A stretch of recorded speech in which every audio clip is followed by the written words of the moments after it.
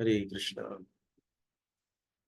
तो आज हम लोग पढ़ने वाले हैं श्रीमद् भगवद गीता से अध्याय 3 और श्लोक संख्या 25 और 26। आई थिंक एक बार चेक करता हूँ।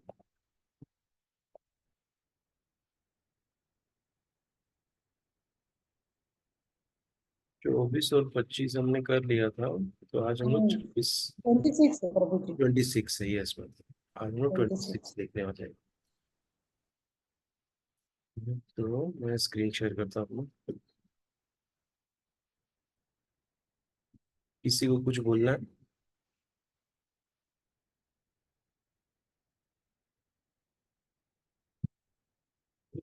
ही नहीं है बिना। मैं स्क्रीन शेयर करता हूँ।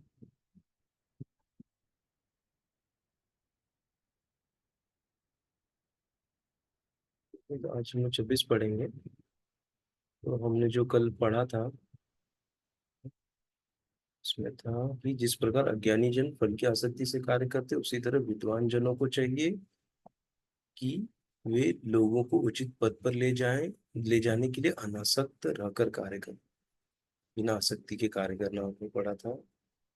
और हमने इधर पढ़ा था कि यदि मैं नियत कर्म न करूं तो ये सारे लोग नष्ट हो जाएं, तब मैं अवांछित जन समुदाय का वर्ण संकर को उत्पन्न करने का कारण हो जाऊंगा और इस तरह संपूर्ण प्राणियों की शांति का विनाशक बनूंगा ना। एक अगर लीडर अगर कोई गलत आ गया चूज करके, तो क्या हो जाता है कि पूरा सब कुछ खराब हो जाता है आगे का। पूरी ऐसे बोला जाता है कि पूरी पीढ़ी खराब हो जाएगी। तो वही यहाँ पर बोले हैं कृष्ण भगवान। इसीलिए लीडर्स लोग को बहुत सही तरीके से चलना चाहिए ना, अच्छे से जीवन का यापन करना चाहिए। इसके ऊपर अच्छा हमने चर्चा किया था पिछले सेशन में। तो आज हम लोग चलते हैं 26वें श्लोक पे। न बुद्धि भेदम जनयेद ज्ञानाम कर्म संगिनाम ज्ञान न बुद्धि भेदम जनयेद ज्ञानाम कर्म संगिनाम जोषयेत सर्वकर्माणि विद्वान् युक्तः समाचरन्। न बुद्धिभेदं जनयेत ज्ञानं ज्ञानां कर्मसंगिनां जोष जोषयेत सर्वकर्माणि विद्वान् युक्तः समाचरन्। न बुद्धिभेदं जनयेत् ज्ञानां कर्म संगिनां जोषयेत सर्वकर्माणि विद्वान युक्तः समाचरन्। मैं इसको ऐसे करके थोड़ा ब्रेक करके पढ़ेंगे तो सही से हो जाएगा, और 3-4 बार पढ़ेंगे तो सरल हो जाता है ना। शुरुआत में थोड़ा टफ लगता है, लेकिन वही है कि हमको हार नहीं मानना है ना, श्लोका से डरना नहीं है। ऐसे कहते हैं कि क्या कि मोट पतला देख के भिड़ियो ना, और नहीं, पतला देख के डर भिड़ियो ना, और मोटा देख के डरियो ना। ऐसा एक कहावत है। एक अलग अलग लैंग्वेज में रहता है, मतलब पतले को देख के उसको मारने को मत जाना, और मोटे को देख के डर मत जाना ना। क्योंकि हो सकता है वो ऐसे ही बोलते हैं ना कि किसी किसी का खाली बस कुछ तो खा पी के शरीर मोटा हो जाता है, लेकिन शक्ति कुछ नहीं रहती है। तो मोटा देख के डरियो ना, पातर देख के भिड़ियो ना। ना, पतला है लेकिन बहुत शक्ति है और बहुत वो है, तो वो हो जाएगा। तो इसलिए ऐसा टफ देख के डरना नहीं है हमको, यार ये तो बहुत वो लग रहा है, आसान है। न नहीं बुद्धि भेदम, बुद्धि का विचलन जनयेत उत्पन्न करे अज्ञानाम मूर्खों का कर्म संगिनाम सकाम कर्मों में जोशयेत नियोजित करे सर्व सारे कर्माणि कर्म विद्वान विद्वान व्यक्ति युक्त लगा हुआ समाचरण अभ्यास करता हुआ। विद्वान व्यक्ति को चाहिए कि वह सकाम कर्मों में आसक्त अज्ञानी पुरुषों को कर्म करने से रोके नहीं, ताकि उनके मन विचलित ना हो, अपितु भक्ति भाव से कर्म करते हुए वह उन्हें सभी प्रकार के कार्यों में लगाए, जिससे कृष्ण भावनामृत का क्रमिक विकास हो। तो फिर से पढ़ते हैं। विद्वान व्यक्ति को चाहिए कि वह सकाम कर्मों में आसक्त अज्ञानी पुरुषों को कर्म करने से रोके नहीं, ताकि उनके मन विचलित ना हो। ये भी बहुत इंपॉर्टेंट श्लोक है, अभी याद है, एक्चुअली लाइन पढ़ा तो। अपितु भक्ति भाव से कर्म करते हुए वह उन्हें सभी प्रकारों के कार्यों में लगाए, जिससे कृष्ण भावनामृत का क्रमिक विकास हो। ना डायरेक्ट हम लोग किसी को बोल नहीं सकते कि तुम ये कृष्ण भक्ति करो, ये माला जप करो ना, ऐसा हमको सोल्यूशन नहीं देना है। जनरली क्या होता है, जब हम नए रहते हैं ना, तो हमारे अंदर जोश बहुत हाई रहता है, और हम क्या करते हैं कि सबको हम बोलते हैं कि आप हरे कृष्ण महामंत्र का जप करो ना, ऐसे करके उनको वो करते। लेकिन क्या है कि सब लोग अलग अलग, सबकी बुद्धि रहती है ना, और अलग अलग विगत जन्मों से जो संचित रहता है, उसके हिसाब से वो कार्य करता है, कर्म करता है ना। तो उसको अगर वो कोई सकाम कर्म कर रहा है ना, तो उसको करने देना चाहिए, उसको डिस्टर्ब नहीं करना चाहिए। हम्म।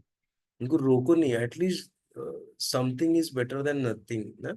अगर वो एटलीस्ट वो नास्तिक तो नहीं है ना, एटलीस्ट सकाम कर्म कर रहा है, मतलब कुछ पूजा पाठ करवा रहा है या कुछ यज्ञ करवा रहा है ना, भले अपने कुछ लाभ के लिए करवा रहा है, लेकिन एटलीस्ट वो इस प्रोसेस में तो है ना। मतलब वो सकाम कर्म मतलब क्या, वो एकदम निचले स्तर पे है सकाम कर्म, फिर आता है उसके ऊपर हमारा निष्काम, निष्काम कर्म यानी कर्मयोग आता है। तो एटलीस्ट वो उस लेवल पे तो है, मतलब नास्तिक से तो ऊपर है, वो यहाँ बता रहे हैं। तो उसको रोको मत, नहीं तो क्या होगा, उसका मन विचलित हो जाएगा। तो क्या, वो जो थोड़ा सा काम कर्म कर रहा है वो भी छोड़ देगा, वो बोलेगा अरे भगवान और ये सब कुछ होते नहीं, कुछ नहीं होता है, ऐसा सब बोलने लग जाएगा। अपितु भक्ति भाव से कर्म करते हुए वह उन्हें सभी प्रकार के कार्यों में लगाए, मतलब क्या करना चाहिए, उनको थोड़ा थोड़ा कार्य देना चाहिए ना, उनको भक्तिमय कार्य में उनको जोड़ना चाहिए। हम्म। उनको मतलब जैसे कुछ जैसे प्रसादम की सेवा है ना, उनको बुला लीजिए, थोड़ा प्रसादम बोलने का, चलो आ जाओ, हम लोग थोड़ा मिलके प्रसाद की सेवा है मिलके करते हैं ना, या कुछ साफ सफाई की सेवा है ना, या कुछ अलग अलग सेवाएं रहती हैं, तो उनको, या फूल जैसे हम हार बनाते हैं ना, हार की सेवा में उनको लीजिए। इससे क्या हो, धीरे धीरे क्रमिक विकास होगा उनका ना, धीरे धीरे भगवान की भक्ति उनके अंदर जागृत होगी वो कर्म करने से ना। लेकिन उनको डायरेक्ट बोला जाए कि आप ये छोड़ दो ये करो, तो वो थोड़ा हिल जाएगा ना, इसलिए किसी को हिलाना नहीं है। Let them do whatever they are doing, we should not disturb them, वही इसमें बता रहे हैं। तात्पर्य, वेदेश्च सर्वैरहमेव वेदः, यह सिद्धांत संपूर्ण वैदिक अनुष्ठानों की पराकाष्ठा है। सारे अनुष्ठान, सारे यज्ञ कृत्य तथा वेदों में भौतिक कार्यों के लिए जो भी निर्देश है, उन सबों समेत सारी वस्तुएं कृष्ण को जानने की निमित्त है, जो हमारे जीवन के चरम लक्ष्य है। पूरे मतलब जो वेदेश्च सर्वे अहमेव वेद, मतलब पूरे वेदों में मुझे ही जानना है ना, मुझे ही जानने के लिए पूरा है, भगवान ने ऐसे एक श्लोक में कहा है श्रीमद् भगवद गीता में। लेकिन वेद में कहीं भी बताया नहीं गया है कि भगवान कौन है, ऐसा।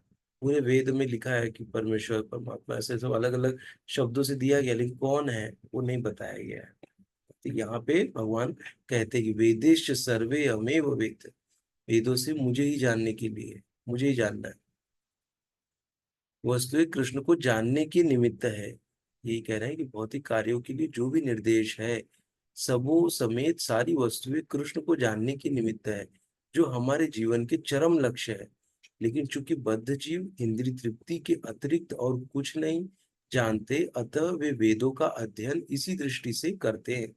किंतु सकाम कर्मों तथा वैदिक अनुष्ठानों के द्वारा नियमित इंद्रिय तृप्ति के माध्यम से मनुष्य धीरे धीरे कृष्ण भावनामृत को प्राप्त होता है।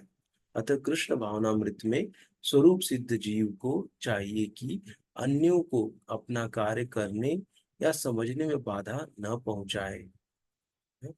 एक जो स्वरूप सिद्ध है, जिसने मतलब जो कृष्ण भावना भवित हो गया है, जिसने अपना पोजीशन पहचान लिया है, जो आत्मा और परमात्मा को जानता है, जो आत्मा और शरीर के अंतर को जानता है, जो अपना स्वरूप ना जीवेर स्वरूप है, कृष्ण से नित्य दास ना, वही स्वरूप सिद्ध जीव को चाहिए कि अन्यों को अपना कार्य करने या समझने में बाधा न पहुंचाए।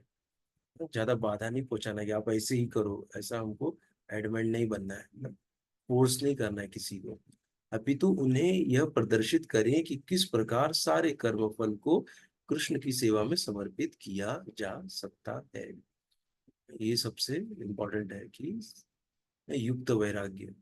युक्त वैराग्य क्या है कि कर्म फल को कृष्ण की सेवा में समर्पित करना।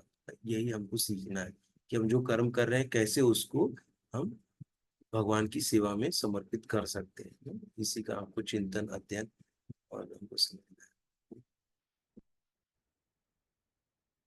है। फिर आगे कहते हैं, कृष्ण भावना भवित विद्वान व्यक्ति इस तरह कार्य कर सकता है कि इंद्रिय तृप्ति के लिए कर्म करने वाले अज्ञानी पुरुष सीख ले कि किस तरह कार्य करना चाहिए और आचरण करना चाहिए।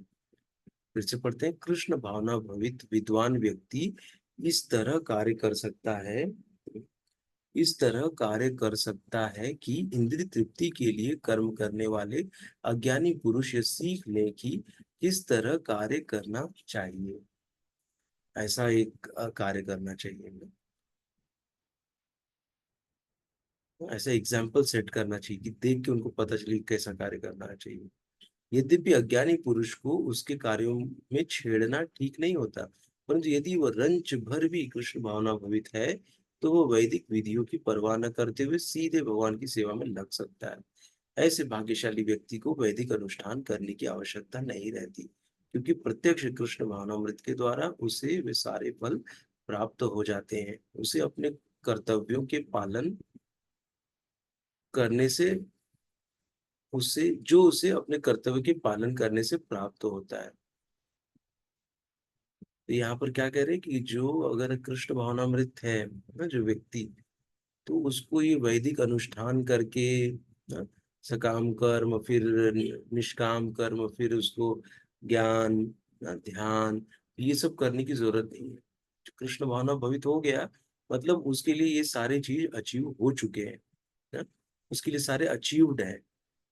जैसे अगर कोई, ये एग्जाम्पल पहले भी दिया था कि यदि किसी ने ना ग्रेजुएशन कर लिया है, तो अगर उसको पूछेंगे कि भैया आपने 11th किया है क्या, हाँ ये क्वेश्चन वैलिड है क्या, नहीं वैलिड है, क्योंकि जब ग्रेजुएशन कर लिया तो बट नेचुरल है कि उसने 11th और 12th कर ही लिया है, तभी तो वो ग्रेजुएट हो गया, नहीं तो ग्रेजुएट कैसे होता। क्योंकि ग्रेजुएशन की प्री रिक्विजिट है ना कि क्या होना, 11th 12th पास होना, ऐसे हम लोग समझ सकते थे। इसीलिए जो कृष्ण भावना भवित है तो वो ये सब चीजों को अचीव कर चुका है। ऐसे उसको अलग से जाके ध्यान ज्ञान, और फिर नहीं तो कोई ऐसा सोच सकता है ना, अरे मुझे मुझे ना जैसे first second third fourth fifth ये सब करके फिर मुझे ग्रेजुएट में होऊंगा। लेकिन कैसा है कि हमें ये जो अभी मनुष्य शरीर मिला है ना, तो इसमें इसके पहले भी हमको शरीर मिला है, तो उसमें भी हमने बहुत कुछ कार्य किया है ना। इसीलिए अभी इस जन्म में जब हम आए तो हमको ना किसी भक्त की कृपा से हमको भगवान की भक्ति मिली है। ये किस कैसे मिली, ये हो सकता है कि कोई हमारा जो ना अज्ञात सुकृति के माध्यम से भी मिलती है ना, कुछ अच्छा कार्य हमने किसी साधु के लिए ना कर दिया होगा, किसी कृष्ण भावनाभवित व्यक्ति के लिए हमने कार्य किया होगा, जिसकी कृपा से आज हम लोग ये कृष्ण भावनाभवित बनने का प्रयास कर रहे हैं। और ऐसे नहीं कि कृष्ण भावनाभवित एक दिन का प्रोसेस है, 4 दिन का ना, इसको करते ही रहना है। धीरे धीरे हम कृष्ण भावना भवित हो जाते हैं। ऐसे नहीं कि इसको 1 महीने में होगा या 2 महीने में होगा, जब तक जीवित है तब तक हमको करना है। ये था इसका श्लोक। यही है कि छेड़ना नहीं किसी को ना, करने देना जो कर रहे हैं ना। जैसे कभी कभी क्या होता है कि पति भक्त बन गया है ना, लेकिन पत्नी भक्त नहीं है। ये नहीं कि पति बार बार अपनी पत्नी को कोसते रहे, अरे तुम भक्ति नहीं करते हो, तुम माला नहीं करते हो, तुम कुछ ये नहीं खाते हो, तुम कुछ भी खा के आ जाते हो ना। ऐसे हमको टॉर्चर नहीं करना है किसी को। जो भी हो ना, पति हो पत्नी भक्त बन गए, पहले कभी पति भक्त बन जाते हैं ना, तो अपने आचरण से उनको हमको शिक्षा देनी है। हमको किसी को फोर्स नहीं करना चाहिए। अगर कोई व्यक्ति जैसे बोलते हैं ना कि नहीं अभी जम रहा है या अभी तक वो वैसी ट्यूनिंग नहीं हुई है, तो उनको अपना समय देना चाहिए। वही ये श्लोक यही बता रहा है ना, कि हमको छेड़ना नहीं चाहिए। Let them do whatever they are doing, we should not disturb them, ऐसे बता रहे हैं। हमारा आचरण ऐसा होना चाहिए कि हमको देख के वो सोचेगा अरे ये तो बहुत अच्छा मतलब बदल रहा है इसमें। पहले तो ऐसा था, बहुत पहले तो एकदम स्टक बॉर्न था कि कुछ भी तुरंत चिल्ला देता था, बोल देता था और गुस्सा कर देता था। अभी अचानक देख रहे हैं कि कितना फर्क आया है। हाँ, जब ऐसा देखेंगे तब वो सोचेंगे भाई है क्या, चलो हम भी थोड़ा करके देखते हैं ऐसे ना। तो इसलिए हमारा प्रयास कैसा है, हमारे प्रयास पे निर्भर करेगा कि हमारा परिवार कैसे कृष्ण भावना भवित बनेगा, हम भी कैसे कृष्ण भावना भवित बनेंगे। प्रयास बहुत इंपॉर्टेंट है, और इंटेंट, हमारे अंदर का जो इंटेंट है, मतलब हमारा भाव है, वो भी बहुत इंपॉर्टेंट है कि भाव कैसा है मेरा अंदर से। इसीलिए हमको बहुत ही एकदम सिंपल रहना है। ज्यादा हमको ये नहीं सोचना है कि मैं कैसे बेस्ट बनूं, या ये सब चीजें दिखाने के पीछे नहीं लगना चाहिए। हमको सिंपल रहना चाहिए। भगवान को सिंप्लिसिटी बहुत पसंद है। ठीक है? ये था एक श्लोक। इसलिए हमको किसी को डिस्टर्ब नहीं करना चाहिए। जो पति पति जितना कर रहे हैं उतना उन सफिशियंट हमको समझना चाहिए, बहुत कर रहे हैं। और हम भी जो कर रहे हैं, हमको थोड़ा और प्रयास करके और इम्प्रूव करना है। लेकिन हम लोग इस कलयुग में और ऐसे जगहों पे कर रहे हैं, तो ये भी हमारे लिए भी बहुत बड़ा अचीवमेंट है कि हम ये सब चीजें कर रहे हैं। तो अपने आप को भी थोड़ा मोटिवेट रखना है ना, ऐसा सोच के ऐसा बोल के। और भक्तों से मिलेंगे तो ऑटोमेटिक हम सब पूरा चार्ज हो जाते हैं, मोटिवेट हो जाते हैं। इसलिए भक्तों का संग बहुत जरूरी है ये सब चीजों को एक्टिव रखने के लिए। जरा भी अगर यदि हम देखते हैं, जैसे मैं भी गांव गया था ना, गांव से आने के बाद कॉन्शियसनेस हिल गया था। ऑलमोस्ट मुझे बोलते हैं ना रिवाइव होने में कम से कम 15 से 20 दिन लग गए, पूरा नॉर्मल आने में। क्योंकि कुछ ना कुछ विचार वहां पे क्या हुआ, ऐसा नहीं होना चाहिए था, ऐसा होना चाहिए था, ये सब विचार चल रहे थे। और वहां पे क्या सबने बोला, ये खा लो वो खा लो, ऐसे बार बार सब लोग पीछे पड़े थे। तो ये सब चीजें हमको बार बार सताती है, याद आती हैं आने के बाद। तो इसीलिए हमको भक्तों के संग में जब रहेंगे तो हम चार्ज रहेंगे। तो बैटरी जैसे डिस्चार्ज हो जाती है, जो भक्तों में आते हैं तो हम चार्ज हो जाते हैं। ऐसे ही है। इसलिए भक्तों के बीच में हमको रहना चाहिए। चलो आगे का श्लोक पढ़ते हैं हम लोग।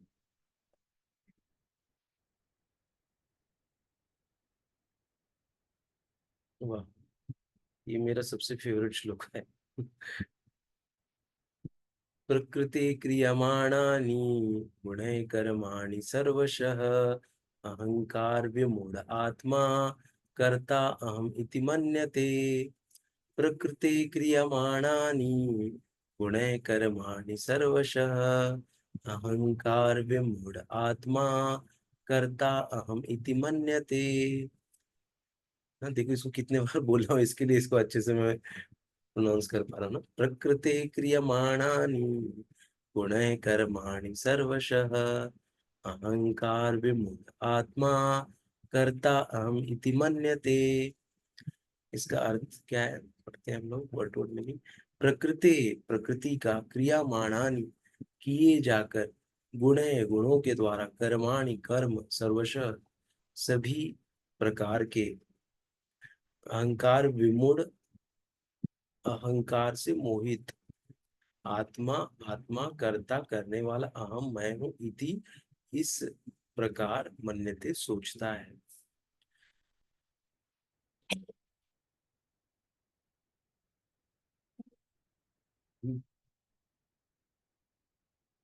जीवात्मा अहंकार के प्रभाव से मोहग्रस्त होकर अपने आप को समस्त कर्मों का कर्ता मान बैठता है, जबकि वास्तव में प्रकृति के तीनों गुणों द्वारा संपन्न किए जाते हैं। फिर से उसको ध्यान से पढ़ते हैं। जीवात्मा अहंकार के प्रभाव से मोहग्रस्त हो जाता है। मोहग्रस्त होने का मतलब क्या हुआ कि वो इल्यूजन में आ जाता है, मतलब वो गलत को सही समझने लग जाता है ना, किससे? अहंकार के प्रभाव से। और अपने आप को समस्त कर्मों का कर्ता मान बैठता है, कि उसको लग रहा है मैं ही घर चला रहा हूँ, मैं ही ऑफिस में मैं ही काम कर रहा हूँ, बाकी कोई काम नहीं कर रहा है। हाँ, ऐसे खुद को कर्ता मान लेता है कि मैं ही चला रहा हूँ, मेरी वजह से ही सब धन आ रहा है। जबकि वास्तव में वे प्रकृति के तीनों गुणों द्वारा संपन्न किए जाते हैं। हाँ, जैसे कि कोई व्यक्ति रहते हैं ना, जो अभी तो हमने इसको पढ़ा है, इसके लिए हम इसको स्वीकार करते हैं कि ये सब जो हो रहा है ये तीनों गुणों के कारण हो रहा है ना। नहीं तो क्या है कि हम तो बोलेंगे अरे मैं तो, लक्ष्मी तो मैं कमा रहा हूँ, धन तो मैं कमा रहा हूँ, तो मैं ही कमा रहा हूँ ना। तो आप कैसे बोल सकते हैं कि ये मैं नहीं कमा रहा हूँ? और जब मैं कमा रहा हूँ तो मैं ही तो करता हुआ ना। ऐसा अचानक ये एक अहंकार या ऐसी भावना आ जाती है। तो इसके ऊपर एक एक स्टोरी आती है कि एक बार क्या होता है कि एक गांव में एक व्यक्ति था। तो वो जाता था और वही नौकरी करता था, और उसको लगता था कि ये घर मेरे वजह से चल रहा है। घर में पत्नी बच्चे थे, तो उसको लगता था कि उसको अहंकार हो गया, और उसको पता भी था कि ये अहंकार जो है ये गलत है, ये मुझे ऐसा अहंकार नहीं करना चाहिए। लेकिन फिर भी उसको लगता है अरे नहीं मैं ही घर चला रहा हूँ। तो वो क्या करता है कि एक साधु के पास जाता है और पूछता है, उनको बताता है कि प्रभु मुझे ऐसे ऐसे हो रहा है, कि मुझे पता है कि ये गलत है, फिर भी मेरे अंदर ऐसी भावना आ रही है कि मेरी वजह से ही घर चल रहा है। तो जो साधु रहते हैं बोलते हैं, और उनकी जो तो उनको बोलते हैं कि आप एक काम करो, आप 1-2 साल के लिए ये गांव छोड़ के शहर में चले जाओ, और वहां जाके जो भी धंधा पानी करना है करो, और किसी को बताओ मत, ऐसे। तो वो छोड़ के चले जाते। बाद में उनकी पत्नी थी और एक बेटी थी, बेटी की शादी होने वाली थी, शादी के लायक थी। बाद में फिर लोग बहुत रोने लग गए, कहाँ चले गए, मिल नहीं रहे। तो ऐसे मान लिया कि वो मर गए। और फिर क्या हुआ, जो पत्नी थी वो क्या की कि उसको सिलाई बुनाई कढ़ाई आता था, तो सिलाई उलाई करने लग गई, तो उससे उसको धन आने लग गया। फिर थोड़ा धन जमा किया, फिर बेटी क्या करने लगी, ट्यूशन लेने लग गई। बेटी ने भी थोड़ा लक्ष्मी अर्जित करना चालू किया। फिर धीरे धीरे उनका क्या हुआ कि बेटी का ब्याह करने की 1-2 साल में उसका ब्याह भी कर दिया।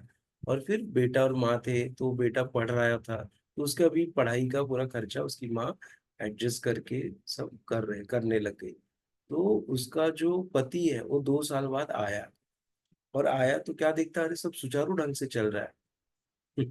हाँ, तो उसको लगा मतलब कि मेरा मतलब नहीं होना से कोई फर्क नहीं पड़ा। मुझे तो लगता था कि ये लोग नहीं जी पाएंगे, या ये लोग के पास कुछ भी नहीं रहेगा, भिखारी बन जाएंगे ना, ऐसा उसको भावना थी। तो उस साधु की वजह से उसकी ऐसी भावना कि घर मैं ही चला रहा हूँ, ये उसका जो भ्रम है वो टूट गया।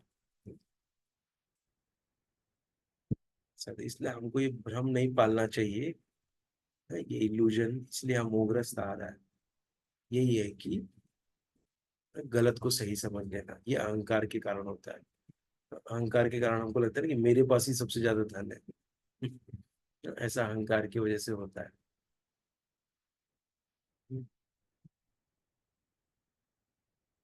इसीलिए तो ये बहुत ही जबरदस्त श्लोक है, इसका हम लोग थोड़ा मीनिंग देखते हैं।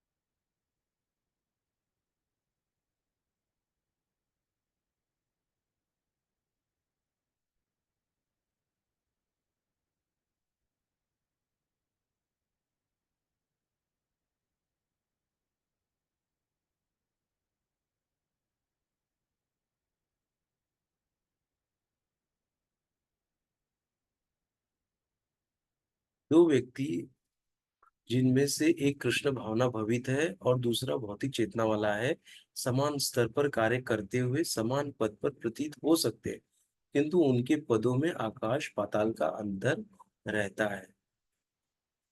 भौतिक चेतना वाला व्यक्ति अहंकार के कारण आश्वस्त रहता है कि वही सभी वस्तुओं का करता है। तो बहुत ध्यान से सुनिएगा ना। जो भौतिक चेतना वाला है उसको क्या लगता है, अहंकार के कारण वो आश्वस्त रहता है कि वही सभी वस्तुओं का करता है। वह यह नहीं जानता कि शरीर की रचना प्रकृति द्वारा हुई है, जो परमेश्वर की अध्यक्षता में कार्य करती है। भौतिकतावादी व्यक्ति यह नहीं जानता कि अंततोगत्वा वो कृष्ण के अधीन है। अहंकारवश ऐसे व्यक्ति हर कार्य को स्वतंत्र रूप से करने का श्रेय लेना चाहता है, और यही है उसके अज्ञान का लक्षण। उसे यह ज्ञान नहीं कि उसकी इस स्थूल तथा सूक्ष्म शरीर की रचना प्रकृति द्वारा भगवान की अध्यक्षता में की गई है। अतः उसके सारे शारीरिक तथा मानसिक कार्य कृष्ण भावनामृत में रहकर कृष्ण की सेवा में तत्पर होने चाहिए। अज्ञानी व्यक्ति यह भूल जाता है कि भगवान ऋषिकेश कहलाते हैं, अर्थात अर्थात वे शरीर की इंद्रियों के स्वामी हैं। इंद्रिय तृप्ति के लिए इंद्रियों का निरंतर उपयोग करते रहने से वह अहंकार के कारण वस्तुतः मोहग्रस्त रहता है, जिससे वह कृष्ण के साथ अपने शाश्वत संबंध को भूल जाता है ना। शाश्वत मतलब परमानेंट संबंध को भूल जाता है। क्यों? क्योंकि इंद्रिय तृप्ति के लिए निरंतर इंद्रियों का उपयोग करते रहता है ना, इससे वो अहंकारी बन जाता है ना? और फिर क्या हो जाता है, मोहग्रस्त हो जाता है, मतलब गलत को सही समझने लगता है ना। इसीलिए इंद्रिय तृप्ति है ना, इंद्रिय तृप्ति के लिए इंद्रियों पर निरंतर हमको, इंद्रिय तृप्ति नहीं, हमको भगवान की इंद्रिय ना, ऋषिकेश ऋषिकेश सेवनम, एक ऐसी आता है कि मतलब जो इंद्रियां हैं ना, वो भगवान की सेवा में लगना चाहिए।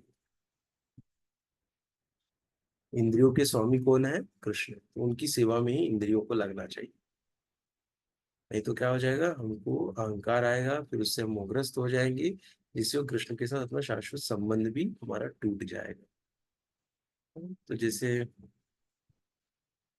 ये है कि हम देखते हैं कि जैसे हम लोग कॉलेज में गए, स्कूल में गए ना, तो हम धीरे धीरे क्या हुआ, हमने पढ़ाई किया, और जैसे हमको अगला हमेशा टफ ही लगता था ना। अगला जैसे अभी 8th में हूँ ना, तो 8 धीरे धीरे आसान हो जाता है, फिर 9th आ जाएगा, फिर पूरा नया हो जाता है, फिर उसको धीरे धीरे करके पढ़ लेते हैं ना। फिर ऐसे धीरे धीरे हमको लगता है अरे जॉब कैसे करेंगे, जॉब कैसे करेंगे। धीरे से हम जॉब भी करना चालू कर देते हैं ना? और जॉब में जाते तो हमको लगता है अरे वहाँ पे चैलेंजेस कितने रहेंगे, कैसे मैं फेस करूंगा, मुझे तो कुछ एक्सपीरियंस भी नहीं है। तो धीरे धीरे वहां पे भी हम एकोमोडेट हो जाते हैं, करने लग जाते हैं ना। फिर धीरे से हमारी शादी होती है, हमारे लिए वो भी सब नया रहता है ना, तो वहां पे भी मैनेज हो जाता है। फिर बच्चे आते हैं ना, बच्चों को कभी हैंडल नहीं किया था, कैसे हैंडल करें, लेकिन वो भी हो जाता है ना। फिर क्या होता है, ऐसे से फिर हम हमारा बुढ़ापा आता है, फिर वो भी वहां पर भी हम लोग सोचते हैं अरे कैसे करेंगे मैनेज, लेकिन वहां पे भी सब मैनेज हो जाता है ना। ये प्रकृति के गुणों के माध्यम से हो रहा है, हमको खाली बस वहां जाना है, कार्य अपने आप हो जाएगा। ऐसे तो ये सब इसीलिए हम करता नहीं है, हम क्या है, खाली हमको बस अपना कार्य करना है, बाकी सब कराने वाले वही है, तीनों गुणों के माध्यम से हमको कार्य, हम हो ही जाएगा कुछ ना कुछ हमारे साथ ऐसा। लेकिन सबसे बेस्ट क्या है कि हम लोग कृष्ण भावना में रह के काम करें, कृष्ण भावनामृत होके कार्य करें हम लोग। हाँ, तब क्या होगा कि इन तीनों गुणों का प्रभाव हमारे ऊपर नहीं पड़ेगा, और फिर हम लोग के अंदर अहंकार नहीं आएगा। और जब अहंकार नहीं आएगा तो हम लोग गलत को सही नहीं समझेंगे ना, हम लोग गलत को गलत समझेंगे, सही को सही समझेंगे। ऐसा है, इसीलिए हमको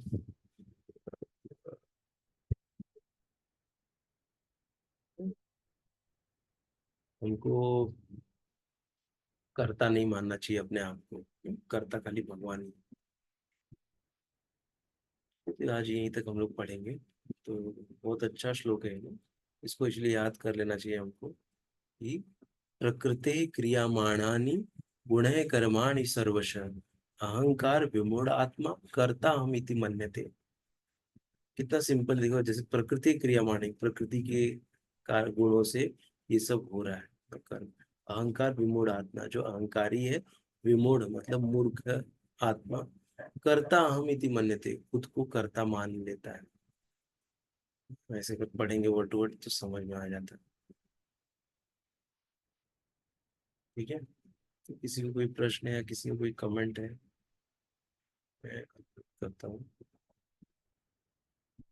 तो पूछ सकते हैं। सर मुझे एक प्रश्न था। यस यस, पूछिए। सर कल मैंने आपसे एक सवाल पूछा था फ्रेंड्स वाला कि मेरे सब लोग मेरे बारे में बुराई कर रहे थे, तो मेरे कुछ ना फ्रेंड्स थे जिससे मेरा दोस्ती टूट गया था और उन लोग मुझे सॉरी बोले थे, तो उन लोग को मतलब फॉरगिव करना है, सब बात करूं? यस ऑफ कोर्स, आपको उनको फॉरगिव करना है, उनको माफ करना है, and you should accept them, because वो लोग आपसे आ रहे हैं ना बात करने के लिए और आपको सॉरी बोल रहे हैं।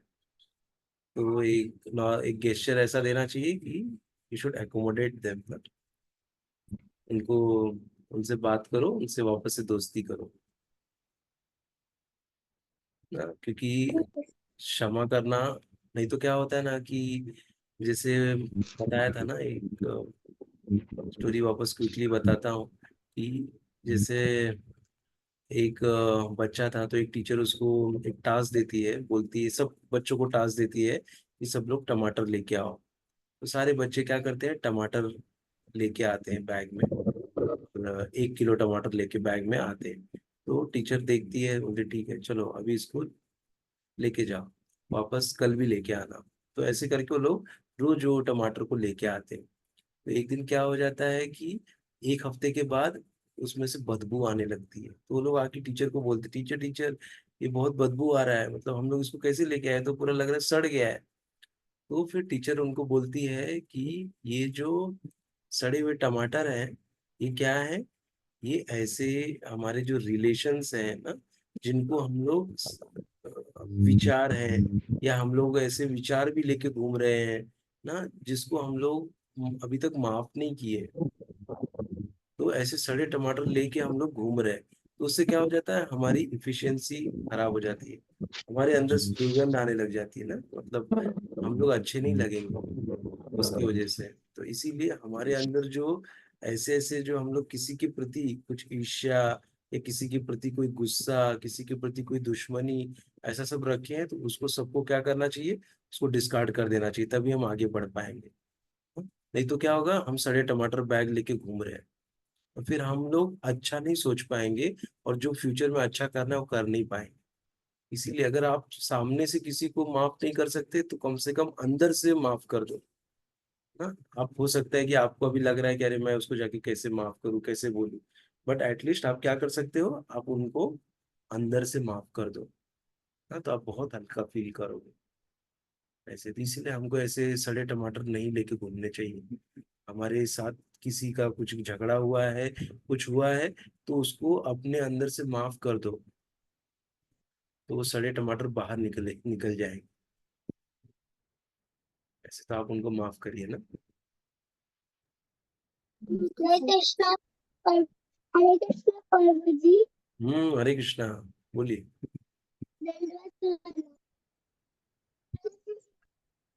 दंडवत प्रणाम। हाँ, आपकी आवाज नहीं आ रही क्लियर। दंडवत प्रणाम।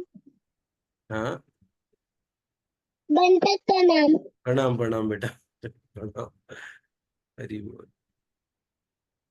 मैं मैं मैं जप माला करती हूँ। हरी बोल। वाह, कितना माला करती हो। मैं कभी कभी करती हूँ। अच्छा, वेरी गुड, एक एक बार। वेरी गुड वेरी गुड, बहुत अच्छा, ऐसे ही करते रहना ना, और स्टोरी भी सुनते रहना, क्या। आज महाराज जी के